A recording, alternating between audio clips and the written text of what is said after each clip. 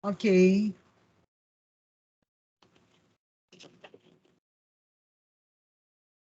Ok. Então, boa noite a todos. Estamos aqui em nome do Departamento Científico de Aleitamento Materno da SOPERJ. É um grande prazer a gente poder fechar, né, maio com mais uma atividade em prol não só da doação do leite humano, mas também como apoio, proteção e promoção do aleitamento. E nada melhor do que para falar nessa promoção, a gente ter aqui como nossa palestrante Maria Inês Couto, que vai se apresentar e vai falar, trazer para a gente um conteúdo de extrema importância, principalmente para os profissionais que atuam diretamente com aleitamento materno e para os pediatras também, que vão estar junto dessas famílias, inclusive em outros momentos. Inês, suas apresentações, suas credenciais, sem cerimônia, por favor. Estamos entre amigos. Então, obrigada, primeiramente, pelo convite da SOPERJ para estar aqui com vocês hoje, né? Eu sou Marinês Couto Oliveira, sou doutora em epidemiologia pela Fiocruz, sou professora da UF, sou membro da IPFA, que é a International Baby Food Action Network, e sou membro do Grupo Técnico Interinstitucional de Aleitamento Materno da Secretaria Estadual de Saúde. É basicamente isso aí. Futuramente será a nossa membro consultora do Departamento Científico de Aleitamento. É só sair um convite aí pela sua amiga Conceição. Eu, antes da Inês começar a falar, eu vou te avisar, Inês, quando faltar aí uns 10 minutos, tá bom? E eu gostaria de pedir aos participantes que mantivessem o microfone mutado, fechado, e que também não utilizassem imagem, para que a gente possa aproveitar o máximo aí do que a Inês vai trazer para a gente. Inês, a palavra é sua. Pensei que a Conceição ia falar primeiro, não, Carmen? Agora sou eu? É você. Tá. Na setinha do compartilhar, você vai compartilhar a sua tela. Isso, já está compartilhando. Só ir no PowerPoint agora, doutora, por favor. Botou o som, doutora, também? Acho que sim. Estão me ouvindo? Sim, plenamente. Botou sim. Ótimo. Pode começar, então? Pode, Inês. Fique à vontade. Então, tá. Então, o tema que me convidaram a falar foi Protegendo a Amamentação, o Código Internacional e a Norma Brasileira. Né? Então, nós sabemos que o dia 21 de maio é o Dia Mundial da Proteção da Amamentação. Então, nós fizemos ano passado 40 anos, né, desse Dia Mundial da Proteção, porque desde 81 até 2021. E esse ano, o tema é Diga Não à Violência do Marketing Abusivo contra a Amamentação. Né? Estamos no 41º ano de Proteção Internacional à Amamentação. Quem está aparecendo aí é a Aline, uma colega da IPFA, que está amamentando a sua filhinha. Então, eu vou começar falando um pouquinho da história do Código Internacional de Comercialização de Substitutos de Leite Materno.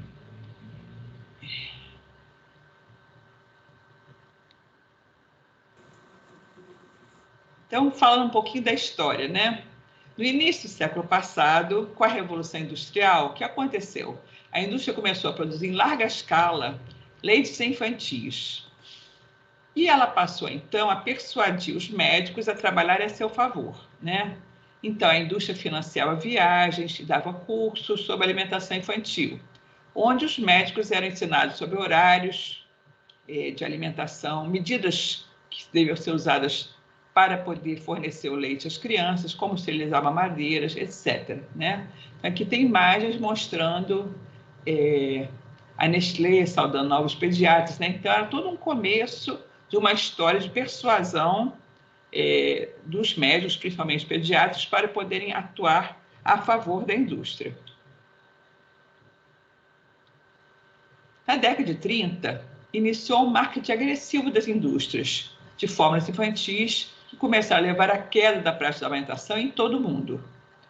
E principalmente nos países do terceiro mundo, como a África, Ásia, América Latina, esse marketing agressivo era acompanhado por um aumento da desnutrição. A gente sabe que as fórmulas eram diluídas, né? As mães não tinham dinheiro para comprar fórmula, então diluíam a fórmula e, além disso, usavam água que não era potável, né? Não esterilizavam direito os materiais. Então, começou a aumentar muito a mortalidade infantil.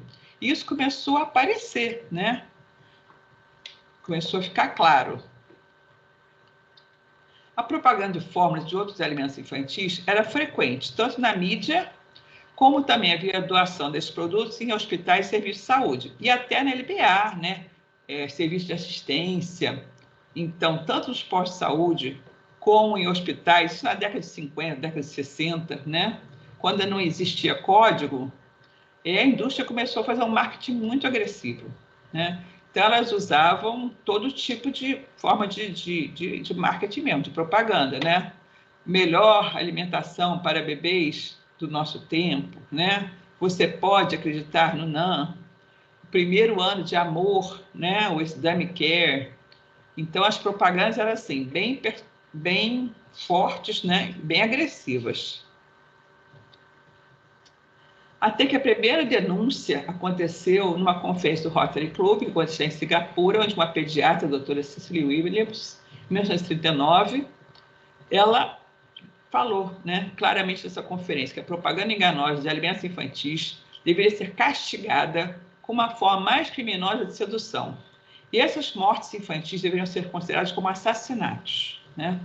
E essa imagem foi veiculada, né? Uma mãe cujos peitos eram latas de leite carregando um bebê morrendo, né?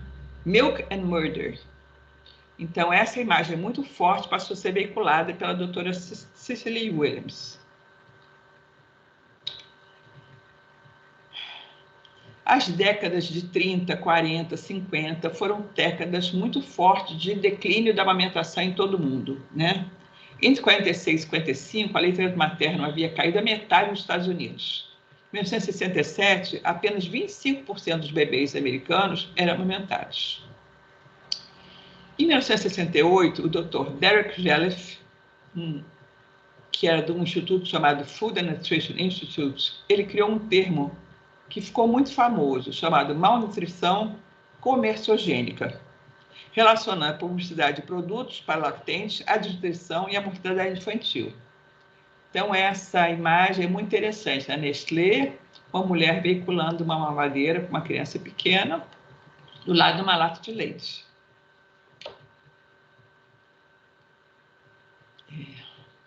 No Brasil, a primeira denúncia partiu do Dr. Fernando Figueira, que em 1974 instituiu a Portaria 99, que proibia a distribuição de fórmulas infantis de mamadeiras em todas as maternidades do estado de Pernambuco.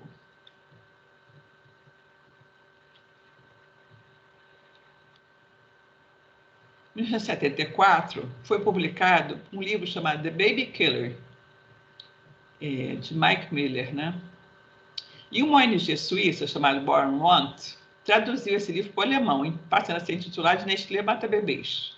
Do que ela traduziu dessa forma, a Nestlé abriu um processo por calúnia contra a ONG suíça. Mas esse processo acabou indo contra a própria Nestlé, porque ela gerou uma repercussão muito grande, ela saiu na mídia, saiu na imprensa, e muitos profissionais de saúde passaram a testemunhar contra a Nestlé. Eles próprios dizendo que eles tinham orientado as mães a usar a fórmula, e eles estavam vendo as crianças adoecendo, as crianças morrendo, né? Então, eles próprios se colocavam contra a indústria. Até que passou pela justiça, né? E essa ONG foi condenada por calúnia, mas a multa foi meramente simbólica. E esse juiz alertou a Nestlé que ela deveria mudar suas práticas de marketing. Mas a Nestlé não modificou suas práticas. Então, grupos dos Estados Unidos, do Reino Unido, passaram a fazer um grande boicote à Nestlé a partir de 1977. Foi o boicote de consumidores mais amplo já visto até hoje. As pessoas iam às ruas e deixavam de consumir produtos da Nestlé, e isso realmente teve uma repercussão muito grande. Em 78, uma ação judicial de acionistas contra a Bristol Myers, que era propriedade da Mead Johnson.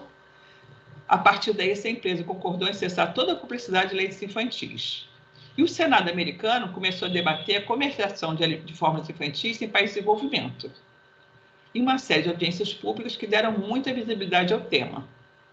Até que, em 1979, a própria OMS e a Unicef resolveram convocar uma reunião para discutir a comercialização de substitutos de leite materno.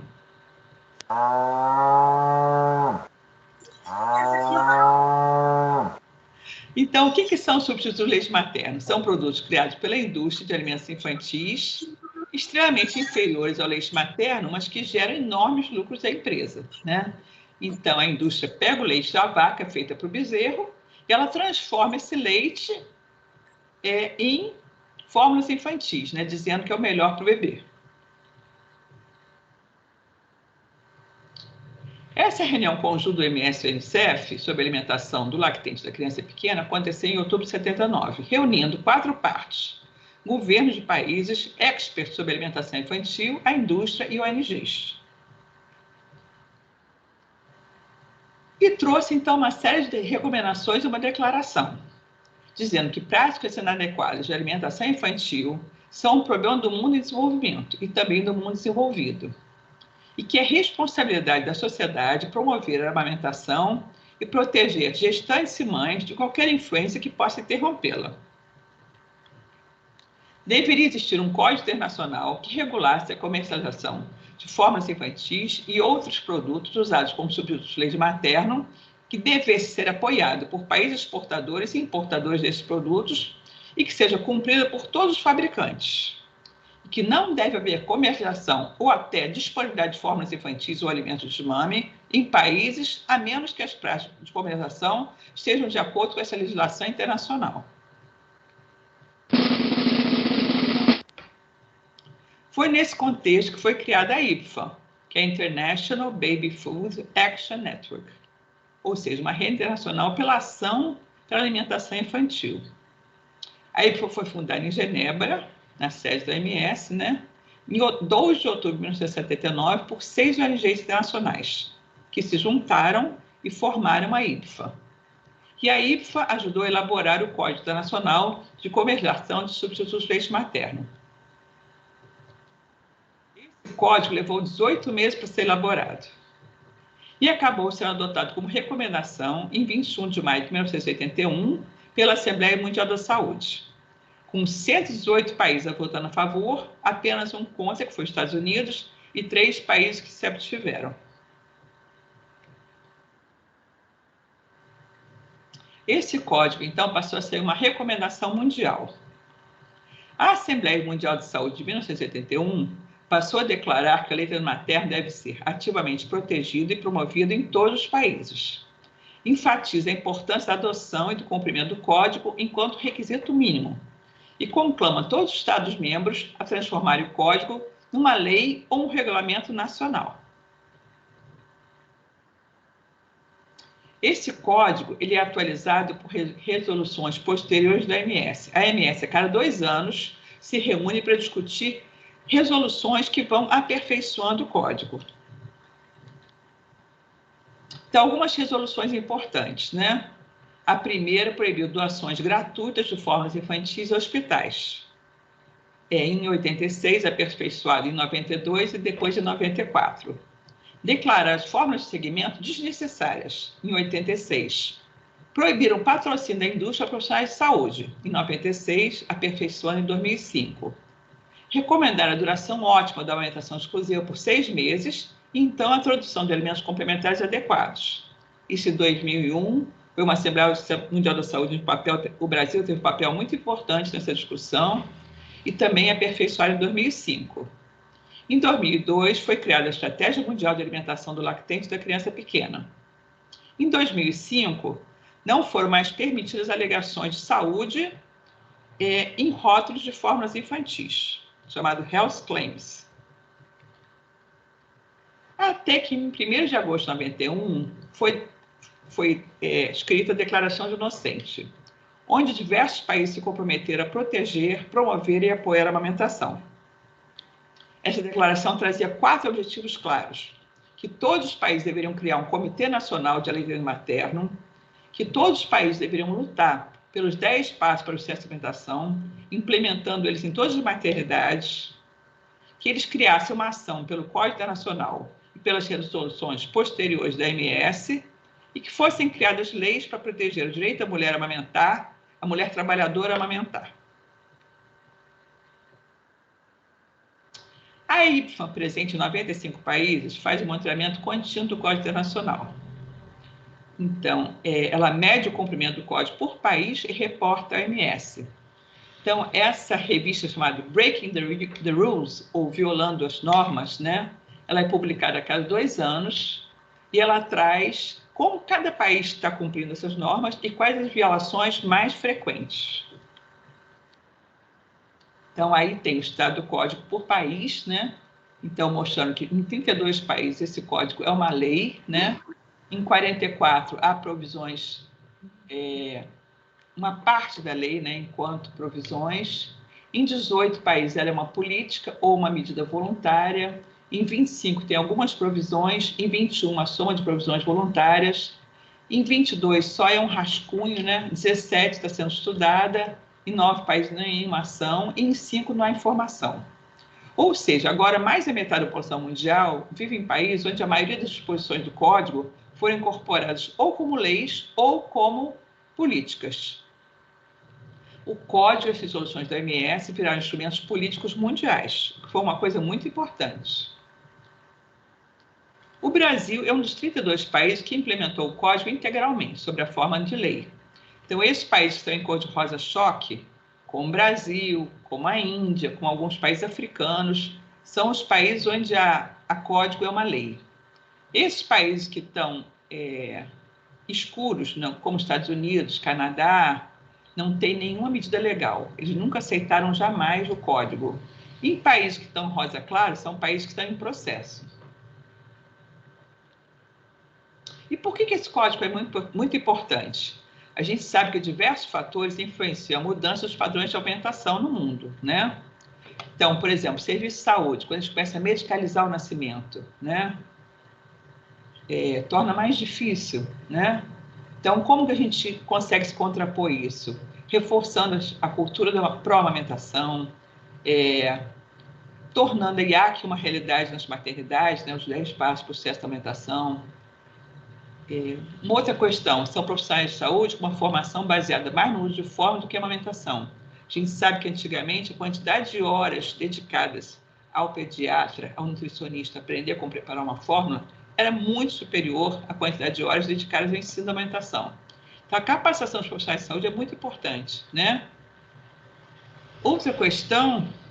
Peraí, está faltando uma parte. Outra questão é a promoção da alimentação artificial pelas companhias, que ela é muito forte, né? Esse marketing agressivo é muito forte. Então, o código está sempre tendo que se contrapor. E também o protesto contra a alimentação artificial, a sociedade civil se manifestando é muito importante. Os meios de comunicação de massa mostram a alimentação por mamadeira como uma moda. E as Semanas Mundiais de Alimentação mostram que a alimentação também é uma questão muito importante, né? E traz temas a serem debatidos pela sociedade. Muitas mulheres trabalhadoras ainda são muito desprotegidas. O tempo de licença maternidade é muito curto, né? Muitos países não têm licença paternidade. Então, é muito importante o apoio aos direitos das mães e dos bebês, e é importante também a instalação de salas de amamentação e proteção no trabalho. O cenário global, gente, é muito desafiador, né? As vendas estão aumentando e os lucros estão aumentando, né? O The Lancet lançou em 2016 um artigo muito importante escrito pelo Nigel Rollins, da OMS. Por que investir e o que leva para a gente poder melhorar as práticas de alimentação. Nesse artigo mostra que não aumentar está associado a menores níveis de inteligência e a perdas econômicas de 302 bilhões de dólares anualmente, o que corresponde a mais ou menos 0,5% do produto interno bruto mundial. Recentemente, o Euromonitor ele lançou uma pesquisa, né, que foi publicada pela OMS agora em 2022, chamado How the Marketing of Infant Formula Influences Our Decisions on Infant Feeding, mostrando como é que as vendas de leites infantis per capita estão aumentando ano a ano, né? E as vários tipos de fórmulas, tanto as fórmulas tradicionais, como as fórmulas de segmento, Growing Up Formula e as fórmulas especiais, para necessidades especiais. Todas elas estão aumentando, algumas no nível maior e outras no nível menor. Mas a cada ano está havendo um progresso nas vendas de fórmulas infantis. A Organização Mundial da Saúde recomenda que a amamentação seja iniciada precocemente na primeira hora de vida. Que a amamentação exclusiva permaneça durante os primeiros 6 meses de vida. Que a amamentação continuada com a alimentação complementar permaneça até 2 anos ou mais. Mundialmente, apenas os índices de alimentação exclusiva estão melhorando modestamente nos últimos 20 anos. Já as vendas de leite em pó quase dobraram no mesmo período e atingiram 55,6 bilhões em 2019. No entanto, a amamentação representa uma economia para todos, países em desenvolvimento e países desenvolvidos. Nos Estados Unidos, se gasta mais de 950 milhões de dólares por ano para o tratamento de 3 doenças que acometem principalmente bebês alimentados com fórmula infantil: a otite média, as infecções do trato respiratório e as doenças gastrointestinais. Países que implementaram o código e desenvolveram políticas como a Iniciativa Hospital Amigo da Criança conseguiram deter o declive na prática da amamentação. Por exemplo, no Brasil, nos últimos 33 anos, a amamentação exclusiva em menores de 6 meses passou de 2,9%, foi a primeira pesquisa feita em 86, para 45,7% na pesquisa do Enani, feita entre 2019 e 2020. Também na América Latina, a amamentação exclusiva em menores de 4 meses declinou a 25% até o ano de 90. Mas desde então já aumentou em 40%.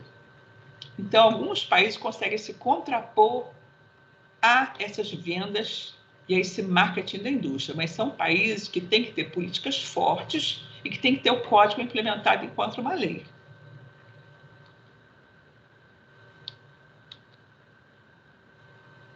No Brasil, nós temos a NBCAL, que é a norma brasileira de comercialização de alimentos para lactentes e crianças de primeira infância, bicos, chupetas e mamadeiras. É uma das legislações mais avançadas do mundo. Ela foi, inclusive, premiada mundialmente. E essa legislação ela é composta por 4 dispositivos, né?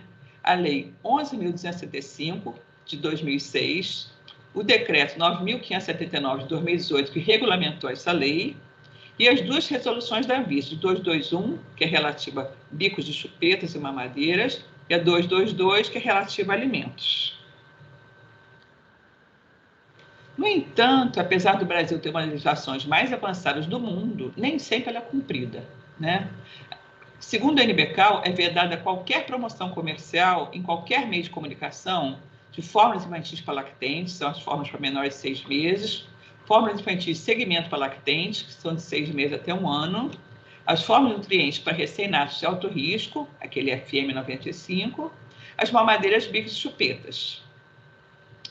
Uma pesquisa recente, feita em todo o Brasil, a Multi-NBCAL, a gente observou que quase 2/3 dos estabelecimentos comerciais transgrediam em algum ponto a NBCAL, ou através de fórmulas, ou através de alimentos de transição, que tem que ter aquela frase de advertência.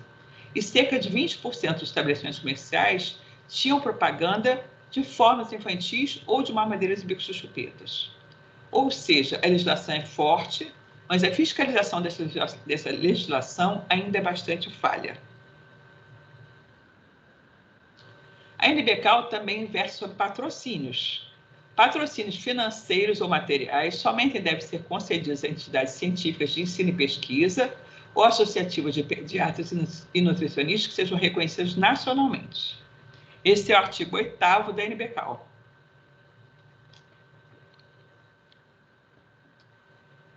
A NBCAL também diz que as entidades beneficiadas deverão zelar para que as empresas não façam promoção comercial de seus produtos nos eventos por ela patrocinados e limite-se à distribuição de material técnico científico.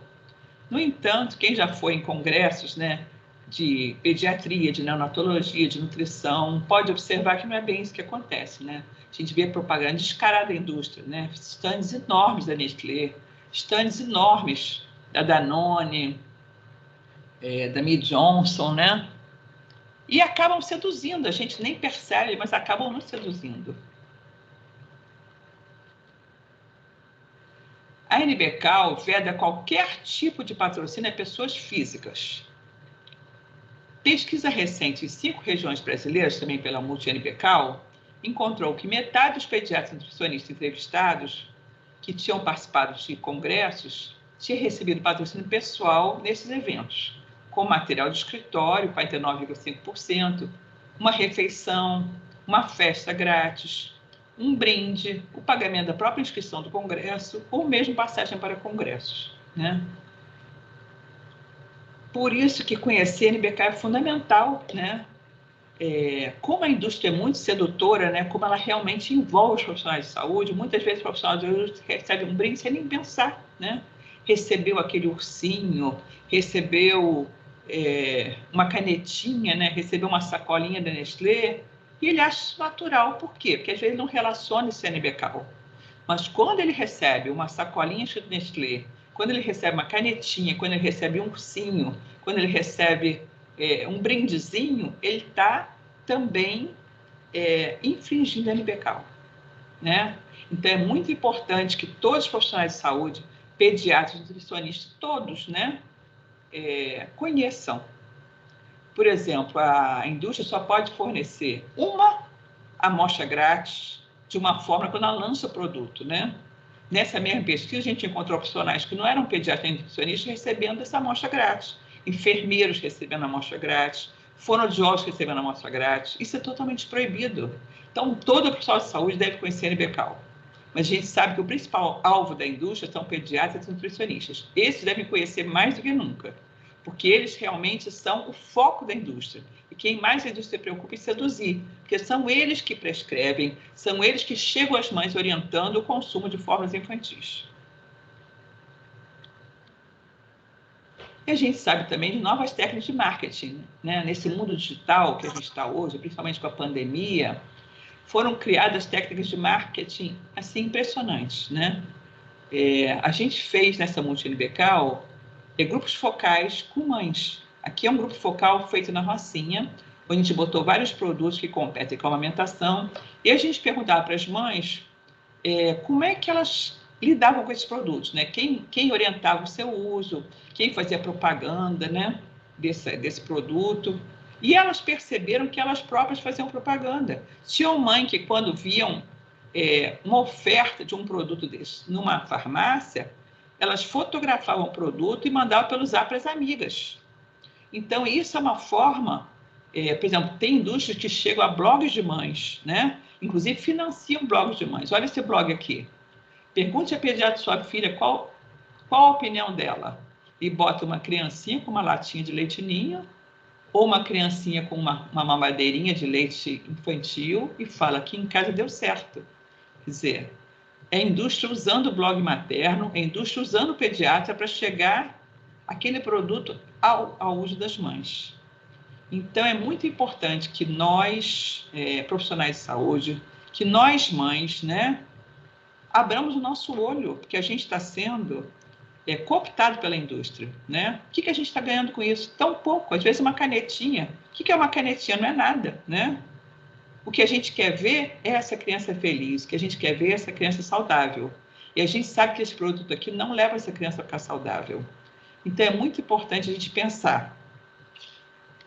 Não é possível servir a dois senhores, né? Ou a gente serve a indústria, ou a gente serve as mães. Então, se a gente quer ver essa mãe feliz, né, mamando no peito, é muito importante essa equipe toda junta, né? O pediatra, a enfermeira, a nutricionista, a agente de saúde. Quando a gente tem uma unidade básica, a gente tem uma maternidade, onde toda a equipe está unida, falando a mesma linguagem, apoiando essa mãe com a mesma força, com a mesma orientação, usando aconselhamento, a gente consegue transformar essa realidade. A gente consegue que a orientação seja uma coisa prazerosa, seja uma coisa que dê certo, né? Mas cada pessoa fala uma coisa, né? E se as pessoas se deixam seduzir pela indústria, a gente nunca vai ver um retrato de uma mãe feliz amamentando o peito, como a gente está vendo aqui. Então, essa é a bibliografia, né? Eu trouxe uma pequena bibliografia para vocês, que eu utilizei para preparar essa fala, e gostaria de agradecer. Agora, como é que eu faço, Diogo? Fecha a apresentação, não é isso? Isso, por favor. Deixa eu ver se eu consigo. Estou aprendendo a mexer nesse Teams, é a primeira vez que eu uso. Fechou. Fechei? Então tá, gente. Não sei se eu falei muito, se eu falei pouco, não sei.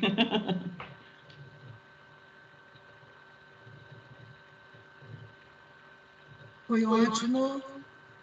Respeitou o tema, respeitou o tempo, desculpe. Uma fala bem inteligente, como é sua característica, né? E gostaria de trazer em cena agora também a nossa debatedora aí, Maria Conceição Salomão. Conceição?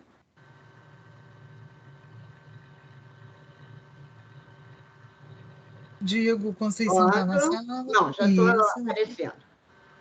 Marinês, como você sabe, falar de você como eu digo, eu sempre tenho, quando falo de você, Marinês, pelo meu conhecimento, pela sua potencialidade, eu digo que eu tenho conflito de interesse, sim. Interesse de estar conhecendo o seu trabalho, interesse de estar junto com você, e dizer que eu, Maria da Conceição, pediatra, orgulho de ser pediatra, além de tudo, servidora pública, estou sempre lutando pela promoção, pela proteção e apoio ao aleitamento materno. Então, quero parabenizar, excelente explanação, você fez um resumo, porque hoje eu tive que estudar, sabendo que você viria apresentar, eu tive que me aprofundar na questão do código e na questão da história da NBCAL. Mas eu queria te provocar um pouquinho. Mas então não é conflito de interesse, Conceição. Conflito de não interesse. Tem conflito de interesse. Conflito de interesse em relação a ser sua amiga, a ser sua admiradora. Mas eu queria dizer para você o seguinte. Todos nós sabemos que tanto o código como a nossa NBCAL, famosa, premiada por ser uma das mais avançadas do mundo, ela é constituída com um conjunto de regras, não é isso? Voltadas para comercialização, para promoção comercial, para rotulagem, não é isso? Patrocínio, doação, etc. Não só em relação aos profissionais de saúde. Você não acha, dentro de tudo aquilo que você conhece da norma, ou do trabalho nosso de proteção à amamentação, que isto ainda não está muito divulgado e não está muito disseminado, pulverizado, porque todas essas regras deveriam ser obedecidas, ou pelo menos que é uma lei. Lei tem que ser obedecido, não tem jeito. Você não acha que isso ainda é desconhecimento, tem como uma provocação, que eu digo para você, de ser desconhecimento da população, dos profissionais, da própria indústria, que finge que desconhece, para poder estar promovendo, e no investimento nosso, da mesma estratégia que a indústria usa, que nós, profissionais de saúde, deveríamos usar, que é a promoção do nosso produto leite humano. Então, eu queria saber de você se, na realidade, está faltando isso. A certeza de você ter esse conjunto de regras como uma linguagem universal. Não ser voltado para o patrocínio, não só voltado para a doação, mas que todas essas regras estejam incluídas e pulverizadas. É essa a minha provocação. Queria que você falasse um pouquinho sobre isso. Muito boa a sua colocação. Então, eu vou aproveitar e vou instigar você em cima disso. Olha só, nessa multi-NBCAL, nós perguntamos para os profissionais quem tinha comunicado. Perguntávamos se eles conheciam o NBCAL ou não. Era a primeira pergunta. E aqueles que conheciam, a gente perguntava de onde vinha esse conhecimento, né? Quem tinha informado eles sobre a NBCAL. E muitos disseram que tinham sido informados em curso da IAC, né? Hospitais Amigos da Criança. Para poderem ser amigos da criança, tem que cumprir os 10 passos. O primeiro passo tem a ver com a norma, né? Respeitar a NBCAL. Então, Então, eles disseram, eu tive conhecimento da norma através de curso da IAC, alguns disseram, eu tive conhecimento da NBCAL, na própria universidade, alguns disseram, tive conhecimento da NBCAL através de cursos, né, que eu fiz da IUBAN, também apareceu. Agora, quase nenhum profissional falou que soube da norma através do seu conselho de classe. Uhum. É muito importante que a Sociedade de Pediatria, é muito importante que os conselhos de nutrição, que os conselhos de enfermagem, todos eles se dediquem também a informar os seus profissionais sobre a norma, porque a gente não consegue difundir a norma grandemente só em curso da IAC, né? Tem muitos hospitais, por exemplo, que não estão fazendo o processo Seu Amigo da Criança, né? Tem muitos profissionais de saúde que não atuam nem no SUS, atuam em rede privada. Como é que esse profissional vai conhecer a NBCAL, né? Se cada entidade de classe se voltasse para os seus profissionais, orientando os profissionais sobre a NBCAL, eu acho que seria uma tarefa fundamental que seria feita. As universidades todas deveriam informar também na própria graduação, né? A graduação deveria falar sobre a NBCAL, todas as graduações da saúde deveriam falar. E as mães é uma tarefa mais difícil ainda, né? As mães e também o comércio, né? A gente, quando faz monitoramento da NBCAL, a gente pergunta os estabelecimentos do comércio. Vocês gostariam de receber uma aula sobre a NBCAL? E os farmacêuticos, os gerentes falam que sim. Mas quem é que vai dar essa aula, né? Teria que ser o Ministério da Saúde, porque a gente não dá conta, a sociedade civil não dá conta. Então, é uma tarefa hercúlea, né? Então, acho que a gente tem que juntar esforços, né? O Ministério da Saúde deveria fazer isso, o MEC deveria fazer isso, e também a sociedade de classe deveriam fazer isso. Então, se todo mundo se unir para fazer isso, a gente vai conseguir. Mas se a gente não se unir, a gente não vai conseguir, porque é uma tarefa hercúlea, isso é muita gente para informar.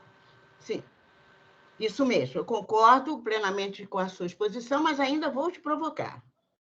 Porque é o seguinte, aqui, eu vou dar o exemplo de uma cidade em que eu vivi, em que o monitoramento acontecia não como a pediatra Conceição, como a cidadã Conceição, diante de um código, diante de uma norma, diante de uma lei brasileira para o cumprimento da mesma. Porém, muito você sabe que as visas locais também não realizam esse papel. Você faz a denúncia quando é promoção comercial, é a visa local. Enquanto as visas locais, as visas estaduais e a Anvisa não promover, não divulgar isso em relação aos seus membros, não haverá punição e vai continuar como sempre. Você vai, educa, tenta educar, coloca a sua lei, o seu decreto para aquele que é o gerente, por exemplo, de uma farmácia, e quando você volta a semana que vem, seguinte, está lá o produto. Por quê? Porque não há uma fiscalização e você, como cidadã, também não tem força de lei. Você pode até denunciar, mas você não tem força de lei. Você não acha que os órgãos fiscalizadores também são omissos em relação a isso? A gente sabe, Conceição, que no nosso país, né, os órgãos de fiscalização, em geral, são omissos, né? Em geral, são muito frágeis, né? Mas uma forma que a gente tem de melhorar o cumprimento da lei não é só fiscalizando, quer dizer, a gente sempre, por exemplo, a IFAM sempre faz monitoramento, a gente acha violações, a gente manda para a Visa, a gente manda para o Ministério Público, a gente manda para o PROCON. E às vezes a gente consegue diminuir isso, sim. Não consegue todas as vezes, mas consegue diminuir. Se não fosse isso, haveria muito mais transgressão do que há hoje. Mas uma outra forma que eu acho que cabe a nós, profissionais de saúde, é a gente divulgar entre nossos membros, né? Se nós, que não somos do comércio, nós não agimos do comércio, nós agimos no serviço de saúde. Se nós não cumprirmos a norma em relação a nós mesmos, como é que a gente pode esperar que o comércio cumpra? Não é? Então, eu acho que a gente, responsabilidade enorme nossa, imagina, é uma mãe que a gente está orientando, né? É um bebezinho recém-nascido que está nascendo. Se a gente expõe essa criança a uma fórmula infantil, olha que responsabilidade. Todo o trato gastrointestinal dela está sendo modificado, né? Então, desde o nascimento. Então, acho que a gente tem que pensar muito na nossa atribuição. Enquanto profissional de saúde, se a gente cumprir essa norma e se a gente for a favor da amamentação e não da indústria, a gente pode transformar esse mundo, gente. O mundo está aos nossos pés. A gente pode transformar esse mundo, depende de nós. A gente não pode deixar seduzir pela indústria, a gente não pode, porque isso é muito sério. O nosso papel é muito importante. Muito, é excelente. Eu acho que o papel nosso, de cada um de nós, é importantíssimo. Porém, nem sempre é o profissional que passa o produto. Nem sempre é aquele que está divulgando o produto. Eu me lembro da história, vou contar a história da esponja de aço Bombril. Todo mundo, se você coloca na sua lista, você não põe esponja de aço, você põe Bombril. É verdade. Mas existem todas as outras esponjas de aço que não são conhecidas. Conhecida é o Bombril. Exatamente, são muitas fórmulas que vêm infiltrando de geração em geração, sem o profissional utilizar-se delas. Por exemplo, você vai numa farmácia, uma mãe desesperada, em vez daquele farmacêutico, em vez daquele profissional que ele quer vender, a farmácia quer vender, o supermercado quer vender. Em vez dele estar perguntando por quê, ele não tem tempo para isso. Ela chega sem receita e pede um produto, uma fórmula infantil e é vendido.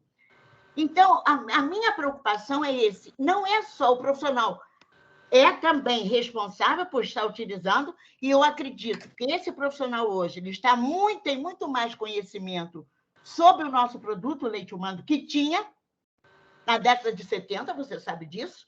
Era muito mais divulgado questões científicas de fórmula do que o próprio leite humano, e foi aí que nós conquistamos, não só com essas pesquisas sobre o nosso produto, mas a nossa divulgação, a nossa promoção. Falta pouco, sim. Eu acho que o nosso papel também seria dentro da formação, perfeito. E nós estamos investindo, assim, na formação, porque é de lá que saem os profissionais.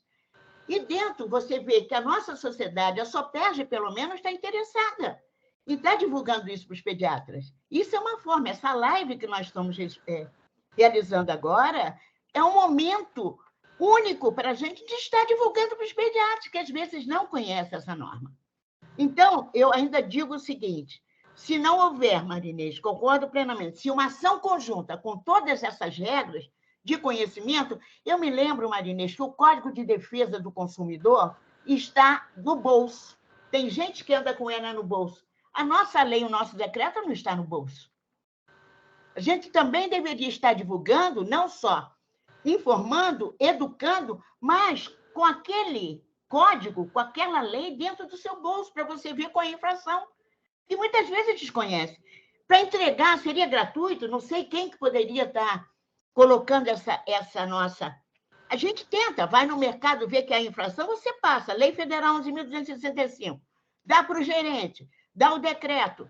Muitas vezes, só escrever, porque ele não vai tomar conhecimento. Agora, se você tivesse a regra no bolso e na sua fala, no sua maneira de estar divulgando e promovendo o aleitamento, eu acho que essa conversa seria universal, como todos nós gostaríamos de ter. Você concorda? O que você acha? E o público também?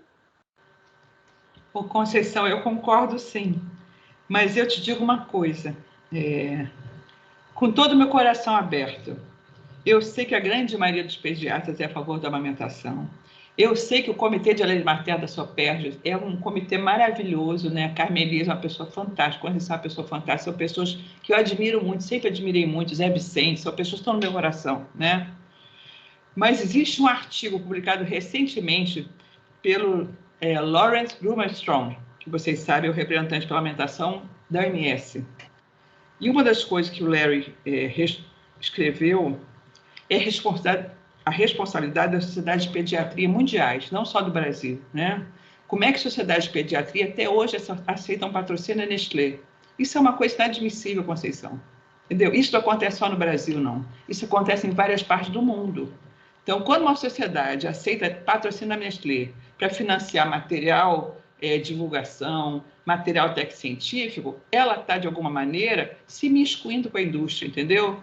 Então, eu acho que isso é uma coisa que a gente tem que lutar. Se a gente não lutar para que a nossa sociedade seja uma sociedade idônea, a gente sempre vai estar achando que a indústria tem que estar junto da gente. A gente não precisa da indústria, gente. A gente não precisa. Vocês já foram no Encontro Nacional de Alimentação, foram no Encontro Internacional de Alimentação que teve em 2019. Aquele encontro enorme, com quase 3 mil pessoas, foi um encontro feito sem um tostão da indústria. Então, a gente tem que acreditar que a gente é capaz de promover eventos sem dinheiro da indústria. A gente é capaz. Tá? Se a gente não acreditar nisso, a gente sempre vai achar assim, eu adoro a amamentação, eu promovo a amamentação, eu falo que amamentar é importante, mas eu preciso do dinheirinho da indústria. Será que a gente precisa do dinheirinho da indústria? Será? Isso eu pergunto a vocês. Não estou falando do Comitê Alimentar da SOPERJ, não. Eu sei que esse comitê é totalmente idôneo, é totalmente maravilhoso, mas a Sociedade de Pediatria Brasileira, ela não recebe a patrocínio da Nestlé? Recebe, gente. Não tem como esconder o sol com a peneira. Não tem como. Eu gostaria de falar. Por não, Carmen. Por não. Então, os departamentos científicos, né, não só da brasileira, como das demais federações aí dos estados do Brasil, toda vez eles se manifestam ou em publicações que a brasileira tenta promover, a gente sempre faz o nosso posicionamento. Hoje eu acho que a gente já tem um ganho muito grande quando temos uma firma de eventos que conhece nas entrelinhas a NBK. Essa firma de evento, ela presta serviço para a Fundação da Sociedade Brasileira, que é a fundação que organiza os eventos, não é a sociedade, a busca de patrocínio, tá? Isso é atribuído à sociedade, quando, na verdade, é uma fundação, né? Com outra gerência, com outros presidentes e tudo mais. Mas essa pessoa já trabalha há mais de 20 anos, extremamente competente, e ele repassa para todas as indústrias, através de contrato, a NBK, tornando-os responsáveis por suas ações. Você mesmo viu isso, que foi num evento, se não me engano, em Fortaleza, antes aí da epidemia. Marina Rea, presidente, estava lá, abriu uma queixa e prontamente foi respondida pela Visa local.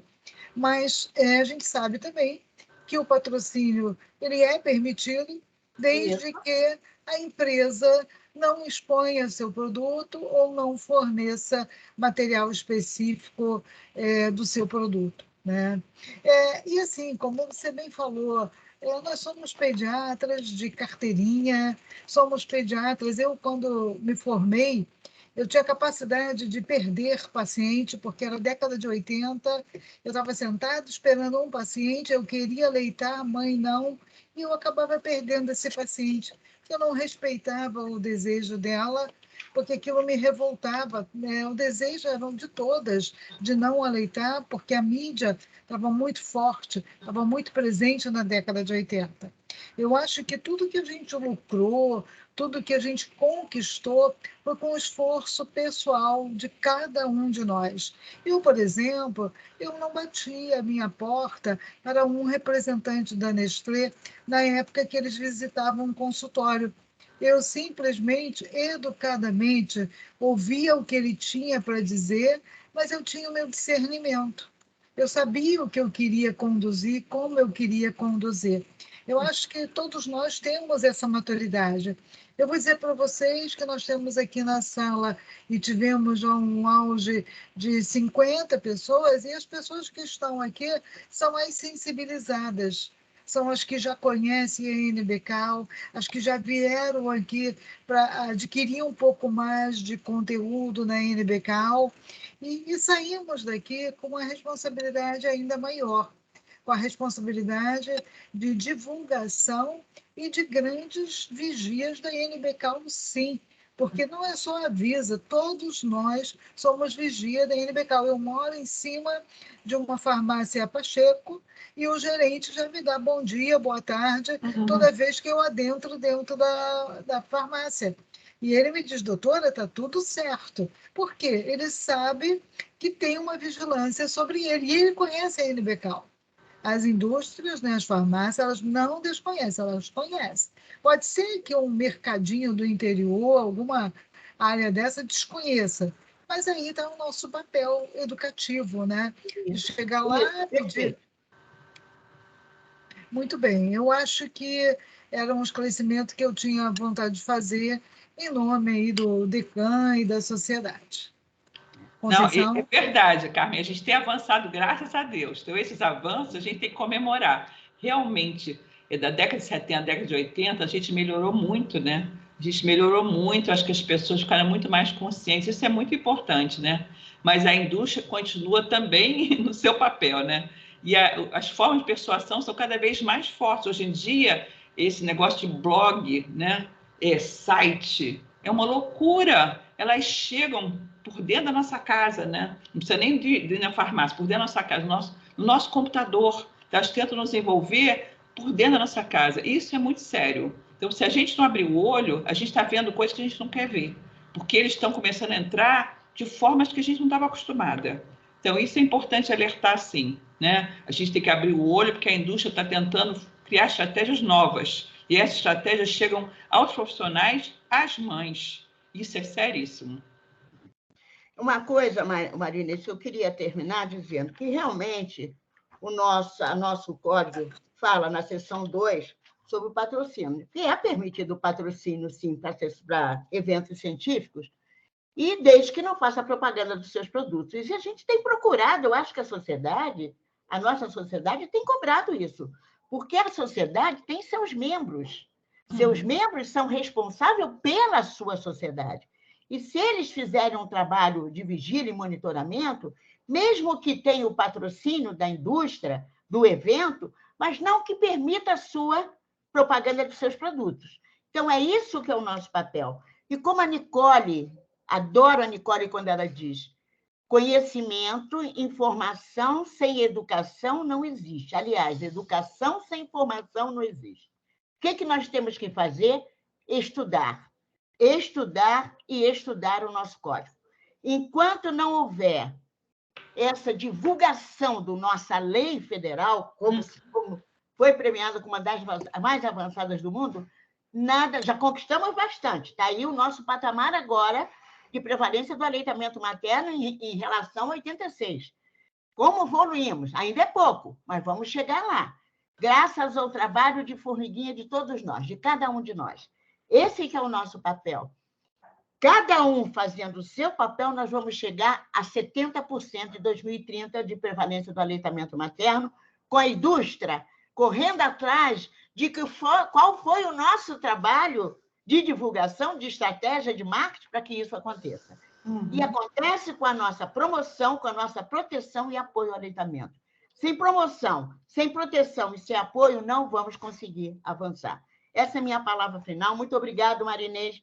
Você foi excelente. Conceição, tem um participante que gostaria de falar e eu convido a Lilian Campos para abrir o microfone e, se quiser, até a câmera. Então, Carmen, agora eu passo a você como moderadora. Eu, como debatedora, só tenho a agradecer a Marinês. Então, a Lilian, a sociedade, palavra... hoje estando na presidência do nosso DICAM, do nosso departamento científico, é muito orgulho estar trazendo todos para essa discussão. Oi, Lilian. A palavra é sua. Oi, Maria Inês. Tudo bem? Tudo bem, queria dar os parabéns, foi excelente a sua apresentação. E é sempre, assim, eu acho muito importante a gente revisitar esse passado, né, para a gente ver que a gente já progrediu e tudo que a gente ainda tem que fazer, né? Mas dá um orgulho assim quando a gente vê que o Brasil ele tem uma política de amamentação que consegue ser melhor do que a maior parte do mundo, né? E isso eu acho que a gente reclama tanto do nosso país, que eu não sei o que não dá certo, isso não dá certo, aquilo não dá certo, mas eu acho que isso é uma das coisas que a gente vem lutando bravamente, mas que, de alguma forma, a gente vê que tem uma evolução. E essa discussão aí me faz assim lembrar, eu converso muito com as minhas mães e a gente vê o quanto da importância da cultura, né, para a amamentação. E isso que você falou, né, que a propaganda ela invade a nossa casa de tudo quanto é forma, né? É muito complicado da gente atuar, né? Como é que a gente faz, por exemplo, nesse meio digital para se contrapor, né, a essa propaganda que vem de todos os lados de uma forma tão sutil E, ao mesmo tempo, eu acho que é uma coisa interessante da gente também entrar nesse lugar aí. Então, o trabalho do Mama, por exemplo, é importante, o trabalho que a Carmen faz lá no grupo de extensão da universidade é super importante, né? Como a Conceição falou, da gente fazer o marketing do nosso produto, né? E tentar todos nós agirmos como multiplicadores, né? Às vezes a gente fica acomodado dizendo assim, é a vigilância sanitária que tem que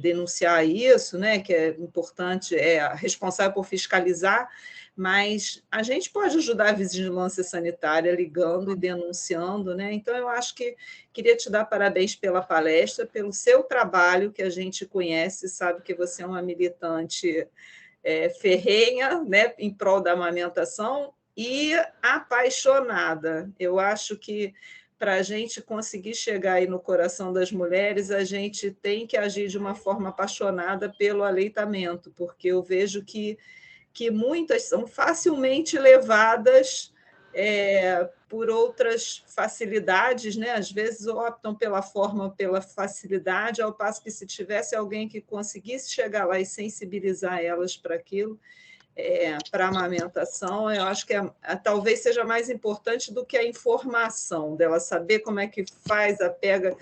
Na hora H, se ela estiver sensibilizada, ela vai conseguir o apoio e vai conseguir amamentar. Então, era isso o comentário que eu tinha para fazer. Muito legal seu comentário, Lídia. É isso aí, somos todos apaixonados, felizmente. Aqui a paixão impera. Eu vou dizer que no chat nós só temos agradecimentos e elogios à palestrante, ao tema, ao espaço aberto para falar para a NBK. Olha que coisa boa, né? Bem interessante. Tem mais uma mãozinha levantada aqui, deixa eu tentar localizar. Rosalda Mota, pode abrir seu microfone, por favor? Acho que já está aberto, né? Sim, à vontade. Estou tentando, acho que eu não consegui me ver ainda. Mas tudo bem, você é da onde, Rosalda? Estamos te ouvindo bem. Estamos te ouvindo bem. Estão me ouvindo? Então Muito. tá bom, a minha câmera não está funcionando. Boa noite a todos, tá?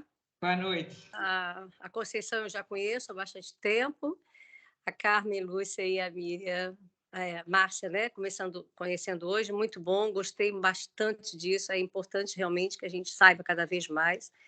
E eu, assim, só para falar assim, de um trabalho que, como a sociedade conseguiu essa consulta de puericultura, já tem um tempo, mas assim, os planos de saúde não pagavam e agora eles pagam, eu acho assim, cada um dá a sua parte, né?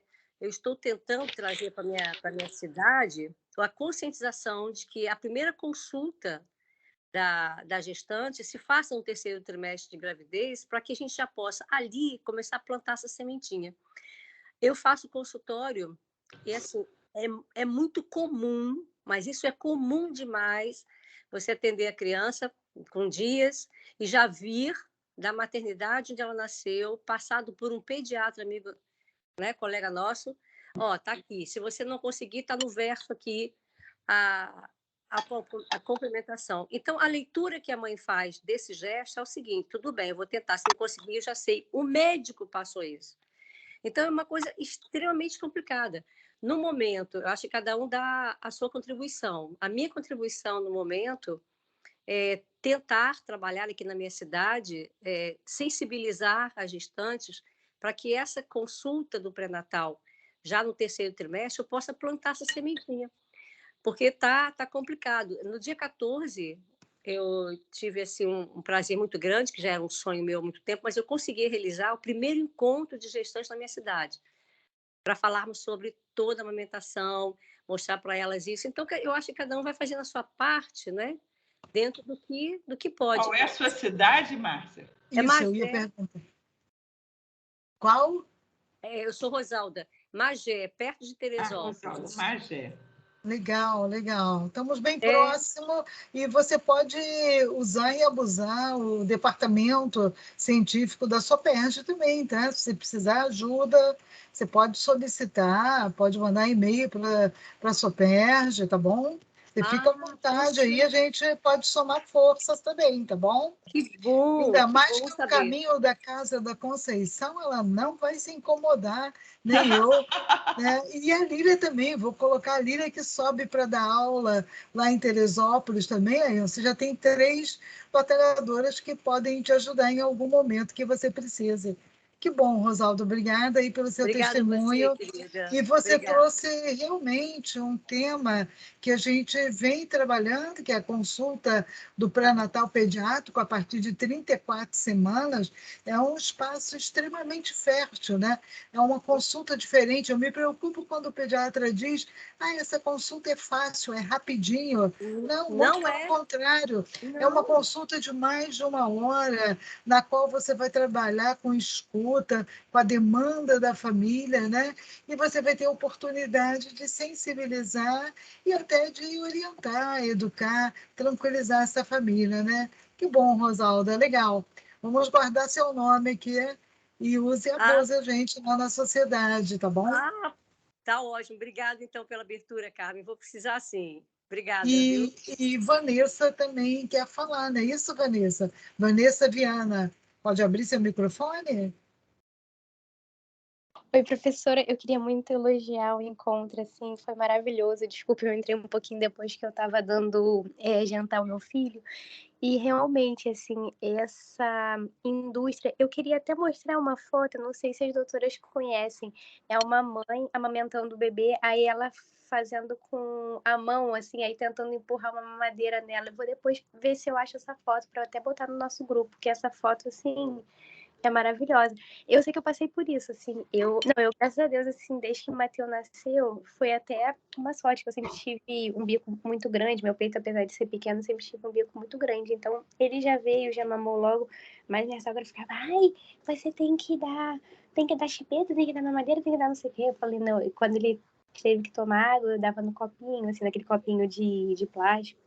É meio complicado, aquele copinho da maternidade mesmo, porque os palpites, né, os palpiteiros, achando que... E, inclusive, assim, meu filho, ele sempre foi muito magrinho. Ele agora que ele tá com 17 quilos e ele come muito bem. E eu amamentei bastante meu filho, meu leite foi secar esse ano, assim, eu gostava muito, muito, assim, de amamentá-lo, muito mesmo. Mas ele, graças a Deus, assim, no tipo espeta, no tipo madeira, mas... E uma coisa também, eu fui doadora também do banco de leite aqui da UF, acho que quando ele tinha uns 6 meses até quase uns 2 anos. Aí, e ela mesma, ela foi contra, ela, não, você vai doar, vai faltar para ele. Eu falei, claro que não, quanto mais eu vou tirar, mais vai ter, sabe? Mais eu vou produzir, não vai faltar. E, nossa, eu até falei com a doutora Carmen, porque lá elas me tratavam com tanto carinho. Eu até conheço o pessoal lá do Banco de Leite, se a gente puder ir lá também, assim, divulgar o nosso projeto, vai ser maravilhoso. Eu também sou advogada, tô doida para ir lá na OAB também, para a gente poder divulgar, e vai ser muito legal. Eu tô muito, muito, muito animada com esse projeto. Nossa, um projeto assim que não tem como ter um projeto assim que seja mais a minha cara do que esse. Eu gosto muito, eu sou muito a favor da amamentação. As 2 áreas que eu pretendo seguir, eu ainda estou muito na dúvida. Eu gosto tanto de pediatria neonatal quanto obstetrícia, mas as 2 eu quero ajudar as mãezinhas a amamentarem. As 2 eu gosto muito, sabe? Eu ainda tô meio bem na dúvida, porque o meu mentor, assim, é a pessoa que, graças ao meu obstetra, que eu faço medicina. Então eu gosto muito da obstetrícia também, mas eu amo a pediatria neonatal. Então acho que eu vou decidir um pouquinho depois, mas com certeza... Que bom, Vanessa. Gostamos muito de ouvir seu depoimento aí, legal, né? E sua trilha, né, de persistência, né, Inês? Muito legal. Brigando com sogra, né? Campo difícil, campo minado, né? Que bom. E vamos construir juntos, sim. Eu quero avisar aí também que a galera do projeto está toda aqui ansiosa atrás de conhecimentos no grupo, que é legal. Antônio Carlos, nosso convidado aqui, pode abrir microfone. Lindinho, abre câmera também. O melhor foi o lindinho, Carmen. Estamos em casa. Oi, Inês, tudo bom? Prazer enorme em te rever. Tá bom? Tudo bom. Conceição, Carmen, primeiro dar os parabéns para vocês pela live, está sendo muito, muito interessante. É uma coisa assim vibrante que a gente esteja aqui há mais de uma hora ouvindo e tentando discutir uma legislação em prol da criança, em prol da mãe também, né? Não é só em prol da criança. Em última análise, até em prol do país, da economia, de tudo que for. E eu acho que a Inês levantou um ponto que eu acho que é muito interessante, que depois a gente acabou não discutindo mais isso, mas que eu acho que a gente tem que refletir um pouco, que além da discussão legal, deveria existir uma discussão ética, de ética profissional, de consciência profissional, né? Como a Inês colocou, do papel das sociedades de classe, né? Da sociedade de pediatria. Eu acho que, na verdade... Antônio, seu microfone está mudo. Acho que, na verdade... Voltou agora? Voltou. Eu acho assim, que o próprio CRM, além das próprias sociedades de classe, deveriam ter uma discussão além da discussão legal. Eu acho que a discussão legal é importantíssima. Eu concordo plenamente com a Inês e com a Conceição, que a primeira coisa é fazer o trabalho de casa da gente. Mas, além disso, eu acho que tem uma discussão que vai além disso. O pediatra deve realmente estar envolvido com uma indústria de alimentação, como também o médico deve estar envolvido com o patrocínio de uma indústria farmacêutica, qualquer que seja ela, né? Eu acho que não é só a legislação. Era só isso. Eu acho que vocês estão de parabéns e obrigado. Muito bom, Antônio. Amei. É isso mesmo. Eu acho que o nosso pensamento tem que estar voltado, nossas atitudes têm que estar voltadas para a ética. Eu acho perfeitamente a sua intervenção. Foi maravilhosa. Parabéns. Rosane Siqueira, abre o microfone, por favor. Tá bem, vou abrir o microfone. Parabéns, queridas. Maravilhoso esse debate de todos. E como foi falado essa questão das maternidades e da prescrição, isso realmente é recorrente. Acho, mais uma vez, eu coloquei aí, que é importante que a gente possa envolver os pediatras na iniciativa Hospital Amigo da Criança, do OMS, Unicef e do Ministério da Saúde, já na questão das maternidades, né? Porque é uma iniciativa que envolve pré-natal, aquele momento do parto, contato pele a pele, já a mamada na primeira hora de vida, não uso do complemento, orientação de pega e posição, né? Daquelas dúvidas iniciais das mulheres, e evitando o complemento e orientando. Então, eu acho que a gente tem que ter essa orientação. E a gente sempre fala, né?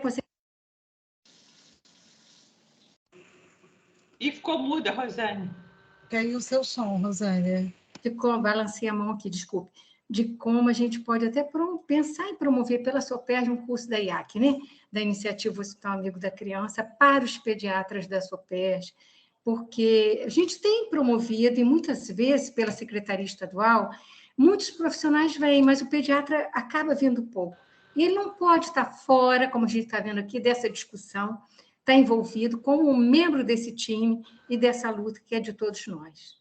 Só isso. A gente pode fazer um curso, eu topo estar junto. Quantos desafios, né? Marinês, eu posso fazer uma sugestão? Pode. Pode botar, sim, a vaquinha gritando, mas no final da sua apresentação, coloca um bebê gritando, mamãe, eu quero mamar. Me dá o peito, me dá o peito. Você gostou da vaquinha mugindo?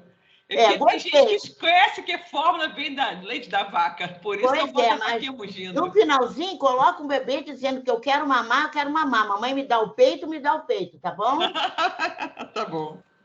Muito bem. Excelente. Eu acho que esse, com certeza, vai ser o primeiro encontro de muitos, né, Conceição?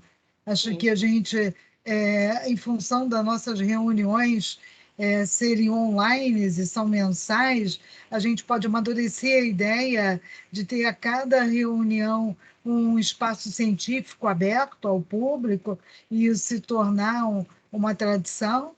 E lembro também que nós vamos estar presentes aí no Agosto Dourado com o nosso 6º workshop em aleitamento materno, no qual a gente tenta viabilizar toda a parte prática de apoio, promoção e proteção ao aleitamento.